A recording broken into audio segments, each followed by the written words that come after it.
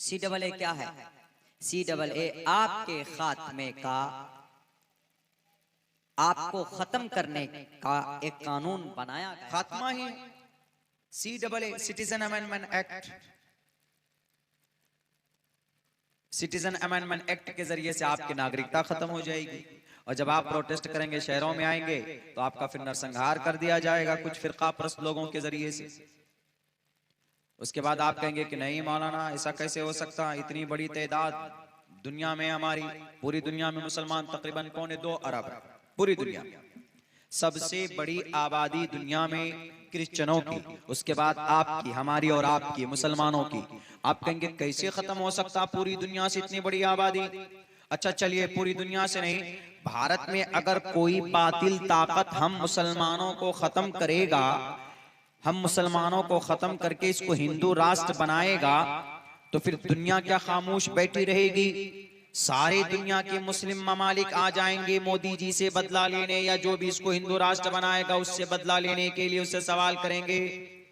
सवाल तो दूर की बात है जनाब, अपनी नफरत का भी इजहार नहीं करेंगे। कोई आ रहा है गजा आपके पास? 22 अरब कंट्री, 57 मुस्लिम ममालिक मिलकर गजा में खाना नहीं पहुंचा पा रहे। मिस्र का बॉर्डर बंद, क्यों? मिस्र का कहना है कि हम बॉर्डर नहीं खोलेंगे। कौन है मिस्र में? कोई मूर्ति पूजा करने वाला है क्या? 33 करोड़ खुदाओं का पुजारी है बॉर्डर मिस्र में। कहा जाता है कि कुरान नाजिल हुआ मक्का और मदीने में, कुरान करीम उतरा मक्का और मदीने में, लेकिन कुरान को पढ़ने वाले अच्छे कुर्रा मिले मिस्र में। मिस्र के कुर्रा बड़े जबरदस्त होते, शानदार कुरान पढ़ते, लेकिन उस कुरान को समझा गया हमारे एशिया बर्रे सगीर में, भारत में, बांग्लादेश में, पड़ोसी मुल्क पाकिस्तान, अफगानिस्तान, इन सब इलाकों में। यानी कुरान नाजिल हुआ मक्का मदीने में, कुरान पढ़ा गया मिस्र में, और कुरान समझा गया भारत में। यहाँ पर कहा जाता है वो मिस्र जहाँ के कुर्रा फेमस होते, जहाँ के कारी अच्छी आवाज में कुरान पढ़ने वाले, खुशलहान कारी आपको मिस्र में मिलेंगे।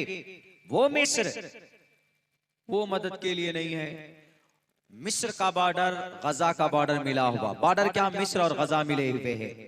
अगर मिस्र चाहे तो खाने से, दवाई से, पैसों से, रिफा बॉर्डर गजा का मिस्र में खुलता है, वो उनकी मदद कर सकता है।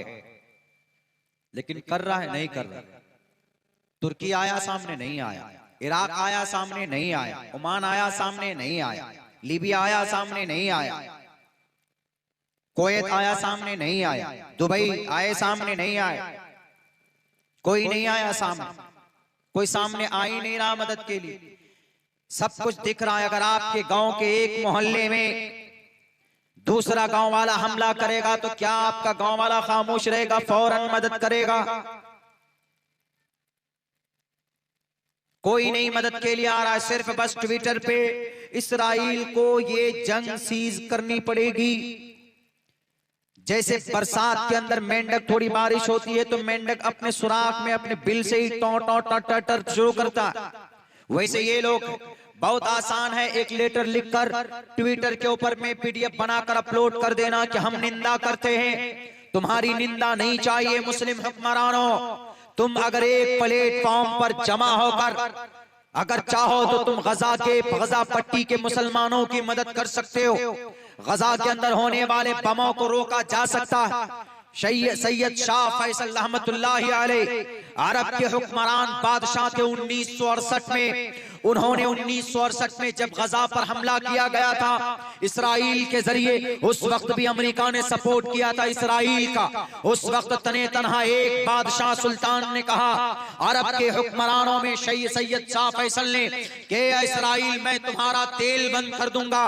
सैयद शाह फैसल ने तेल बंद कर दिया था तो वो इसराइल और अमेरिका हाथ जोड़कर सामने आकर भीख मांग रहा था कि ए सैयद फैसल साहब, आप हमारे साथ इतना बड़ा फैसला मत कीजिए, हम जमीन पर आ जाएंगे, हमारे इकोनॉमिक सिस्टम खत्म हो जाएगी। उन्होंने कहा कि अगर तुम चाहते हो कि तेल का रिश्ता हमारे साथ बरकरार रहे तो तुम फलस्तीन के ऊपर बम तुमको रोकना होगा, हमले रोकने होंगे। उन्होंने कहा ठीक है, आज इसी वक्त से हम सीज फायर का ऐलान करते हैं। सिर्फ एक मर्तबा ऐलान किया था शाह फैसल रहमतुल्लाहि अलैह ने, तो इन्होंने हाथ जोड़ करके माफी का ऐलान किया था और जंग बंद कर दिया था।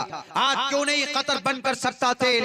आज क्यों नहीं अरब कंट्री, क्यों नहीं बायकाट का ऐलान कर सकते? अपने राजदूत को बुला सकते कि हमें इस्राइल तुझसे कोई लेना देना नहीं, हम तुम्हारे प्रोडक्ट की मुखालफत करेंगे, हम तुम्हारे मसनूआत को इस्तेमाल नहीं करेंगे, हम तुम्हारे साथ रिश्ता नहीं रखेंगे। क्यों?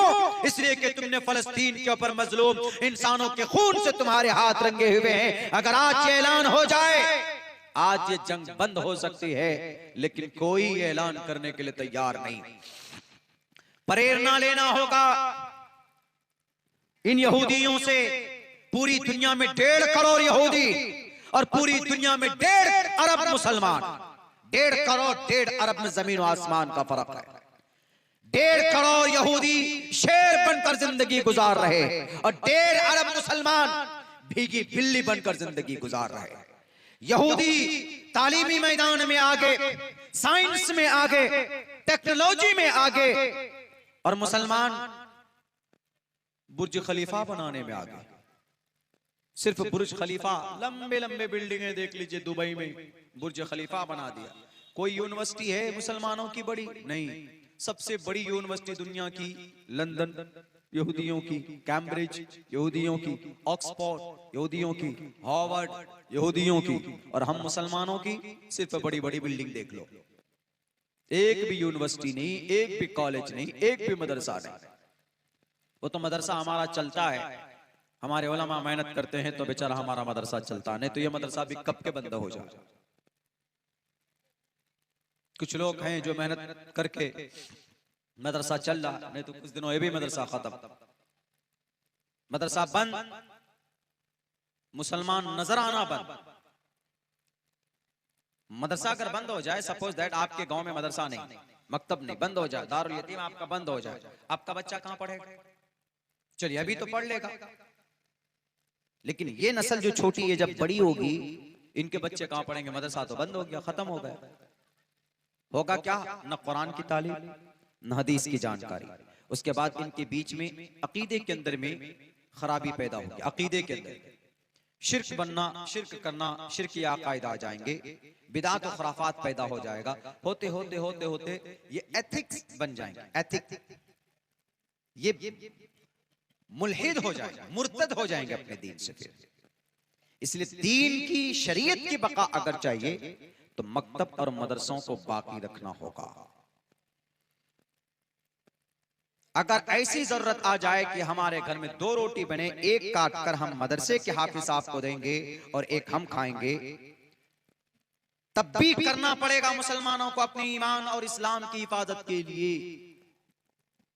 किसी पर भरोसा मत कीजिएगा, आपको आपका ईमान ही बचा सकता है, नेता लोग नहीं बचा सकते, कंट्री नहीं बचा सकती, मालदार लोग नहीं बचा सकते, आपको कोई नहीं बचा सकता। बचा रहा, कोई नहीं आ रहा बचाने के।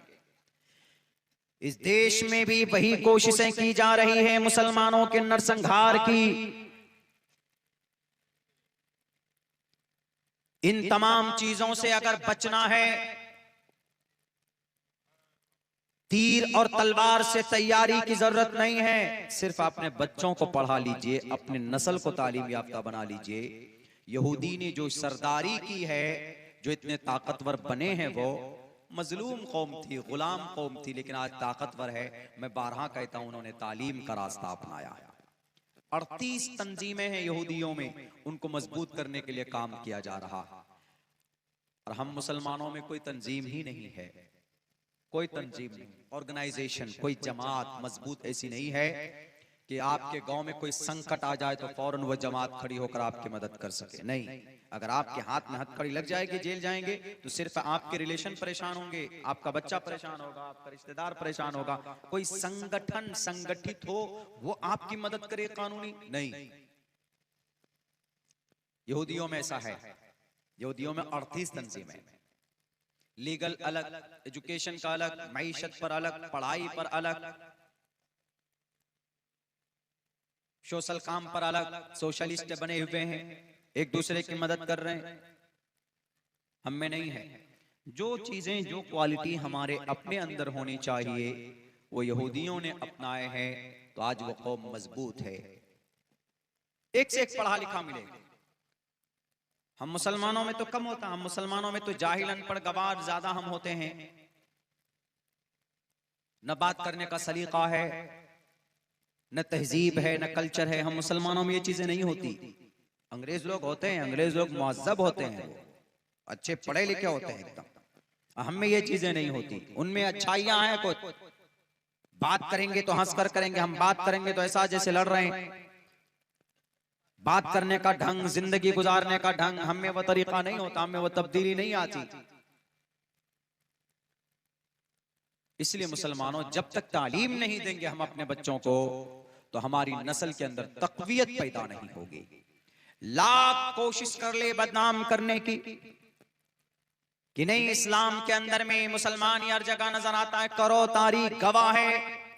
आने वाले 500 साल भी ये तारीख पलट कर देखी जाएगी तो मुसलमान देखा जाएगा कि माले गांव के अंदर में बम ब्लास्ट हुआ तो वहां पर प्रज्ञा सिंह ठाकरे, और जनाब गुजरात के अंदर दंगा हुआ तो वहां का रेपिस्ट। मैं गोधरा गया, गोधरा में साबरमती एक्सप्रेस जो ट्रेन जिसके 2-3 डब्बे जलाए, इस सफर में गया मैं 20 तारीख को। सबसे पहले मैं गोधरा स्टेशन गया, बैक साइड से गया, मैं उन्हें उन तीनों डब्बों को देखा जिनमें लाशें जली हुई थी सन 2002 के अंदर।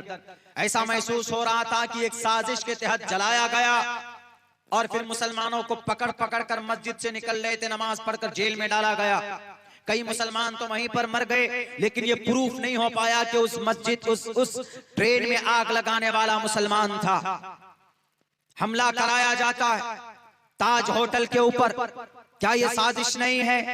जब बेनकाब किया जा रहा था हेमंत करकरे के जरिए से इस देश के अंदर उग्रवादियों को, नफरत परस्तों को, वो करने वाला लीडर हेमंत करकरे, एटीएस का चीफ, उसको मरवाना मकसूद था। इतना बड़ा दंगा पैदा किया गया और इतना बड़ा अटैक कराया गया, और उसी भीड़ में हेमंत करकरे को मार दिया गया। जो खुलकर सामने आने वाले थे दहशतगर्द, उनको बचा लिया गया। वरना इस्लाम दहशतगर्दी का मुकम्मल विरोध करता है, खुलकर विरोध करता है। मेरे भाइयों, वक्त 2 बज चुका है, आप सबके भी 2 बज चुके हैं, इसलिए कि कोई है ही नहीं।